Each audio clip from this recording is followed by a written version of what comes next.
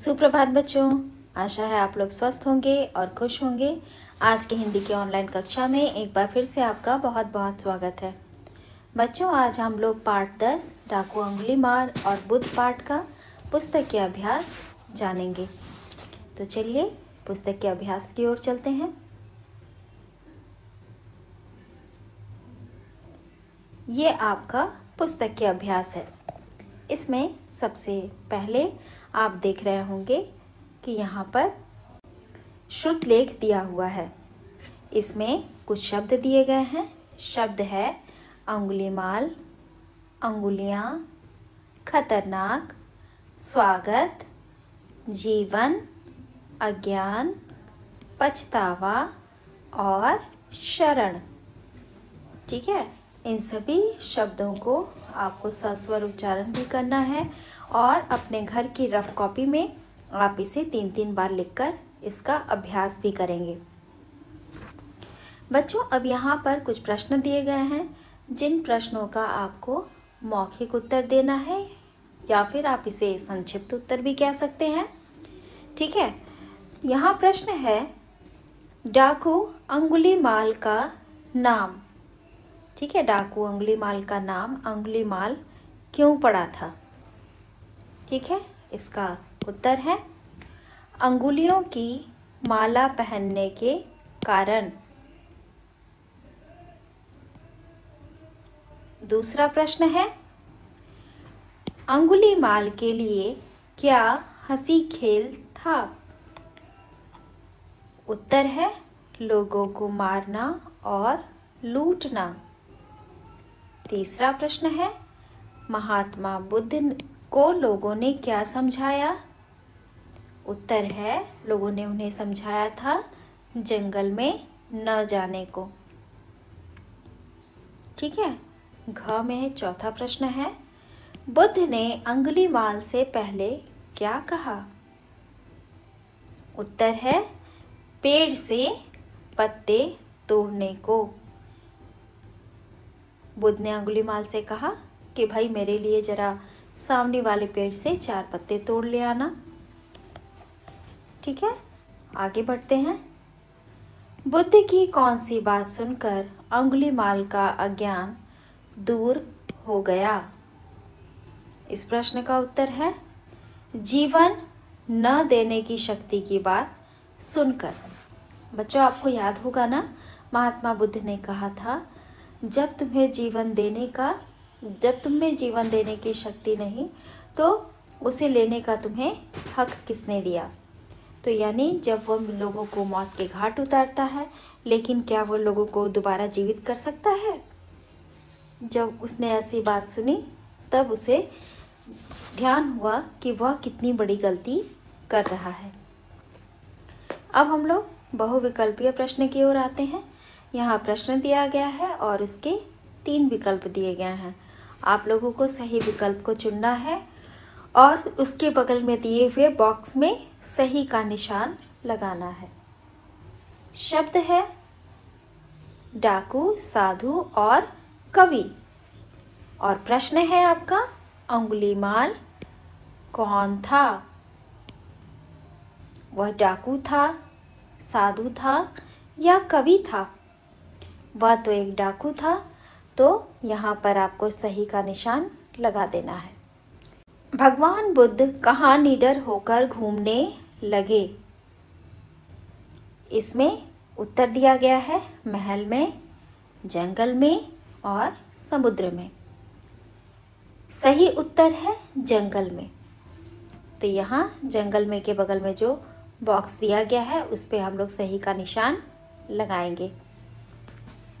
आगे बढ़ते हैं पृष्ठ संख्या 84 यानी 84 की ओर। बुद्ध ने अंगुलीमाल को क्या तोड़कर लाने को कहा? महात्मा बुद्ध ने अंगुलीमाल से क्या तोड़कर लाने को कहा था, यह प्रश्न पूछा जा रहा है। उत्तर है चांद को, पत्ता को या फूल को। चांद तो वो तोड़ कर ला नहीं सकता था, फूल वहाँ थे नहीं और बुद्ध ने अंगुलीमाल को पत्ते लाने के लिए कहा था। तो पत्ता जो है वो सही उत्तर है, इसलिए हम लोग उसके सामने वाले बॉक्स में सही का निशान बनाएंगे।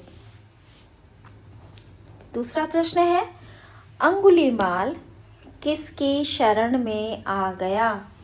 उत्तर में आपको विकल्प दिए गए हैं, महात्मा गांधी की, महात्मा बुद्ध की, महात्मा तुकाराम की।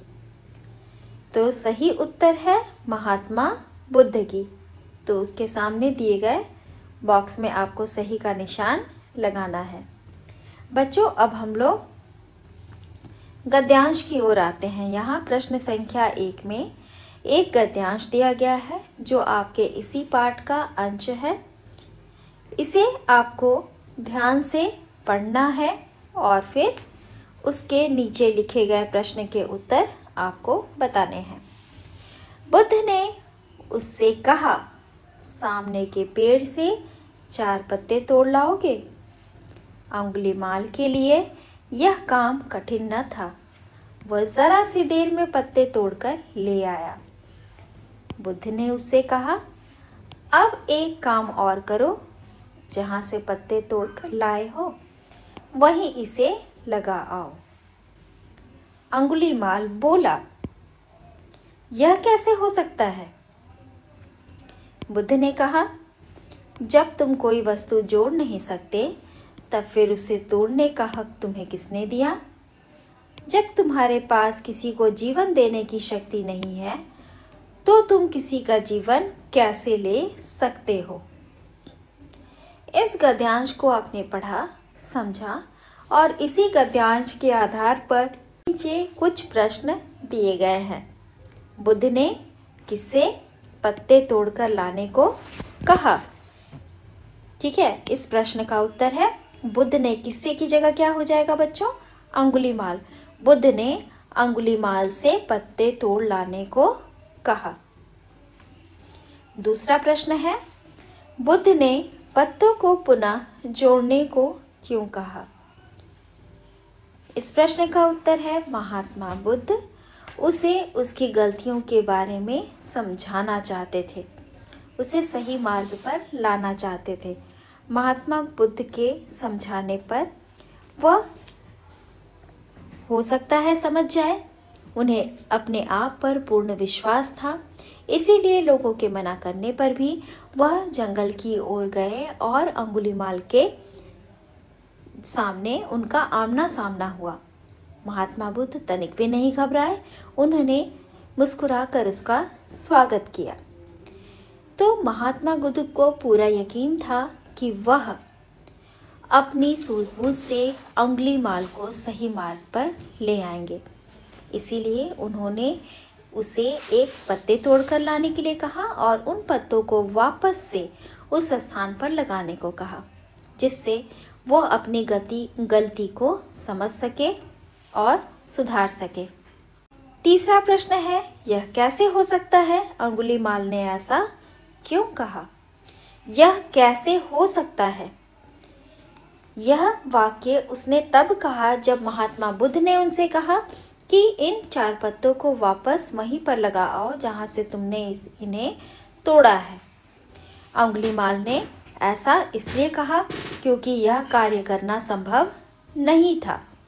एक बार पत्ते तोड़ लेने के बाद वापस उसे पेड़ से लगाना असंभव था। प्रश्न घ, जब तुम कोई वस्तु जोड़ नहीं सकते तब फिर उसे तोड़ने का हक तुम्हें किसने दिया? बुद्ध ने अंगुलीमाल से ऐसा क्यों कहा? बुद्ध ने अंगुलीमाल से ऐसा इसलिए कहा क्योंकि वह किसी भी काम को बहुत ही हंसी खेल समझता था। लोगों को मार देना, लोगों को लूटना, ये सब उसके लिए आम बात थी। वह उससे तनिक भी नहीं घबराता था। अब उसे सही मार्ग पर लाना महात्मा बुद्ध का कार्य था, तो उन्होंने उसे 4 पत्तों की सहायता से उसकी गलती का एहसास कराना चाहा और उन्होंने अपने कार्य में सफलता भी प्राप्त की। जब अंगुलीमाल का ज्ञान दूर हुआ, वह महात्मा बुद्ध की शरण में आ गया। बच्चों, अब यहाँ पर कुछ नीचे लिखित प्रश्न दिए गए हैं। इन सभी प्रश्नों के उत्तर आपको कॉपी में करवा दिया गया है, इसलिए दोबारा इसे आपको पुस्तक में लिखने की कोई आवश्यकता नहीं है। आगे बढ़ते हैं। यहाँ मेरे विचार से यह जब महात्मा बुद्ध ने अंगुलीमाल को समझाया होगा तो उस समय उसके मन में क्या भाव रहे होंगे। अगर आप किसी चीज़ को जोड़ नहीं सकते तो उसे तोड़ो भी मत, विषय पर सोचो और लिखो। बच्चों, इन दोनों विषयों पर मैंने कक्षा में आपसे चर्चा की हुई है, तो इसे आप एक कार्यकलाप समझिए। इसका उत्तर आपको कॉपी में लिखने की आवश्यकता नहीं है। यहाँ महात्मा बुद्ध के विषय में कुछ ज़रूरी जानकारी दी गई है, चलिए उसे जानते हैं। महात्मा बुद्ध का जन्म कपिलवस्तु के पास लुम्बिनी वन में 563 ईस्वी पूर्व हुआ था। महात्मा बुद्ध के बचपन का नाम सिद्धार्थ था। विश्व की प्राचीनतम लिखित कहानियाँ जातक कथाएं कहलाती हैं, जिससे मनोरंजन के माध्यम से नीति और धर्म को समझाने का प्रयास किया जाता है। ये कथाएं मुख्य रूप से बौद्ध धर्म से संबंधित है। यह बौद्ध धर्म की स्थापना महात्मा बुद्ध ने ही की थी और इस धर्म को आगे बढ़ाने का कार्य इन्होंने शुरू किया था। चलिए अब हम लोग भाषा व्याकरण की ओर आगे बढ़ते हैं। यहाँ कुछ प्रश्न दिए गए हैं। प्रश्न है, कई शब्दों का एक शब्द से मिलान करो। यहाँ एक तरफ आपको वाक्यांश दिए गए हैं और दूसरी ओर आपको शब्द दिए गए हैं। वाक्यांश को पढ़ना है और सही शब्द का चयन करते हुए उसे मिलान करना है। अंगुलियों की माला पहनने वाला, अज्ञानी, निडर, अंगुलीमाल और क्रूर। तो अंगुलियों की माला पहनने वाला अंगुलीमाल। जिसके हृदय में दया न हो वह होता है क्रूर। जिसे किसी का डर न हो, निडर। जिसे ज्ञान न हो, अज्ञानी। चलिए प्रश्न संख्या 2 की ओर आगे बढ़ते हैं। प्रश्न संख्या 2 में आपको येलो बॉक्स में कुछ शब्द दिए गए हैं। इस पीले बक्से में जितने भी शब्द हैं उन सभी शब्दों को आपको ध्यान से पढ़ना है, समझना है और दिए गए शब्द के सामने उनका पर्यायवाची आपको लिखना है। क्रूर, क्रूर का पर्यायवाची होता है निर्दयी। कठिन, कठिन का पर्यायवाची मुश्किल। माला, माला को हार भी कहा जाता है। जीत हार वाला हार नहीं बच्चों, बल्कि गले में पहनने वाला हार। फिर है भगवान, भगवान को ईश्वर भी कहा जाता है। शक्ति को ताकत भी कहा जाता है और पछतावा को पश्चाताप भी कहा जाता है। प्रश्न संख्या 3 में आते हैं। यहाँ पढ़ो, समझो और नए शब्द बनाओ। अ के साथ जब हम लोग ज्ञान को जोड़ते हैं तो शब्द बन जाता है अज्ञान। अ के साथ जब समय को जोड़ते हैं तो शब्द बन जाता है असमय। अ के साथ जब हिंसा को जोड़ेंगे तो बन जाएगा अहिंसा। उसी प्रकार से उप के साथ जब देश को जोड़ेंगे तो शब्द बन जाएगा उपदेश। उप के साथ जब कार को जोड़ेंगे तो शब्द बन जाएगा उपकार। उप के साथ जब नाम को जोड़ेंगे तो शब्द बन जाएगा उपनाम। ठीक उसी प्रकार से जब जीवन शब्द के साथ बाद में, यहाँ दोनों जगह पर आप देख रहे होंगे जो भी शब्द दिया गया है उसके पहले आपको अ और उप को जोड़ना है, लेकिन नीचे अब आप देखेंगे शब्द पहले दिया गया है और फिर उसके अंत में हीन दिया गया है, यानी अब शब्द के अंत में दिए गए शब्दों को जोड़ना है। तो जीवन के साथ जब हम लोग हीन को जोड़ेंगे तो शब्द बन जाएगा जीवनहीन। धन के साथ जब हीन को जोड़ेंगे तो शब्द बन जाएगा धनहीन। संतान के साथ जब हीन शब्द जोड़ेंगे तो बन जाएगा संतानहीन। उसी प्रकार मछली के साथ या जोड़ना है और यह बिल्कुल अंत में दिया गया है, यानी कि दिए गए शब्द के साथ आपको या शब्द को जोड़ना है। मछली के साथ जब या को लगाएंगे तो बन जाएगा मछलियाँ। तितली तितलियाँ। अंगुली अंगुलियाँ। ठीक है, अब यहाँ पर आ गया खाली स्थान भरो। यहाँ पर दिए गए शब्दों की सहायता से आपको वाक्यों को पूर्ण करना है। वाक्य है, उसका कठोर हृदय निडर पड़ गया, जोड़ पड़ गया, घृणा पड़ गया या फिर नरम पड़ गया। तो शब्द हो जाएगा नरम, जो इस वाक्य को पूरी तरह से पूरा कर रहा है। तो नरम शब्द की सहायता से हम पहले वाले वाक्य को पूरा करेंगे। दूसरा है, उसने पत्ता तोड़ लिया मगर डैश ना सका। निडर ना सका तो होगा ही नहीं। जोड़ ना सका यह हो सकता है। घृणा न सका यह वाक्य में सही नहीं है। तो सही शब्द क्या है? जोड़। जोड़ शब्द की सहायता से यह इस वाक्य को पूरा किया गया है। बुद्ध के मन में प्रेम और उसके मन में डैश थी। बुद्ध के मन में सभी के लिए प्रेम था और अंगुलीमान के मन में महात्मा बुद्ध के लिए घृणा थी। तो शब्द है प्रेम और इसके साथ हम लोगों का उचित शब्द हो जाएगा घृणा, जिसकी सहायता से हम लोग वाक्य को पूर्ण करेंगे। महात्मा बुद्ध डरपोक नहीं थे, वे बहुत ही डैश थे। डरपोक का विलोम बच्चों क्या होता है? निडर।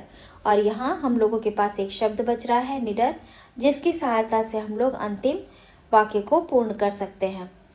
ठीक है, तो महात्मा बुद्ध डरपोक नहीं थे, वे बहुत ही निडर थे। तो इस प्रकार से बच्चों आपका यह पुस्तकीय अभ्यास जो है वह समाप्त होता है। पुस्तकीय अभ्यास आप सभी बच्चे अपने पुस्तक में ही पूरा करेंगे। जिस कार्य को आप कॉपी में कर चुके हैं उन प्रश्नों को दोबारा आपको पुस्तक में लिखने की कोई आवश्यकता नहीं है। मिलते हैं हम लोग नेक्स्ट वीडियो में। नेक्स्ट वीडियो में हम लोग हिंदी व्याकरण पुस्तक से पाठ 12 विराम चिन्ह पढ़ेंगे। तो चलिए बच्चों, अपने पुस्तकीय अभ्यास को पूर्ण कीजिए। स्वस्थ रहिए और खुश रहिए।